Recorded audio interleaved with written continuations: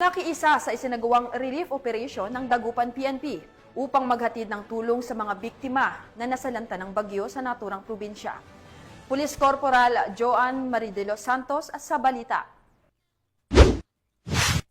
Nakilahok ang mga miyembro ng Dagupan City Police Station sa isinagawang relief operations ng DSWD at lokal na pamahalaan sa mga residenteng naapektuhan ng bagyo sa Barangay Bunuan Geset, Dagupan City. Pinangunahan ito ni DSWD Secretary Rex Gatchalian, katuwang ang lokal na pamahalaan sa pamumuno ni Mayor Belente Fernandez at hepe ng Dagupan CPS na si Police Lieutenant Colonel Brandon B. Palisok. Kasama rin sa aktibidad ang mga kinatawan ng City Disaster Risk Reduction Management Office at iba pang mga ahensya na nagtulungan upang matiyak ang mabilis at maayos na distribusyon ng mga relief goods sa mga nasalanta.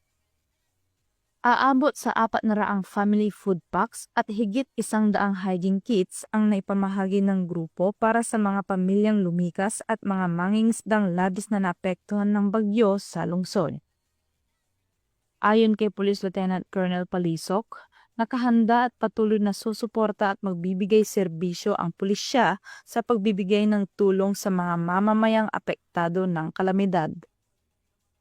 Nagpasalamat naman si Mayor Fernandez sa aktibong suporta ng DSWD at PNP at iba pang mga kasaping ahensya sa maagap na pagtugon sa pangangailangan ng mga evacuees.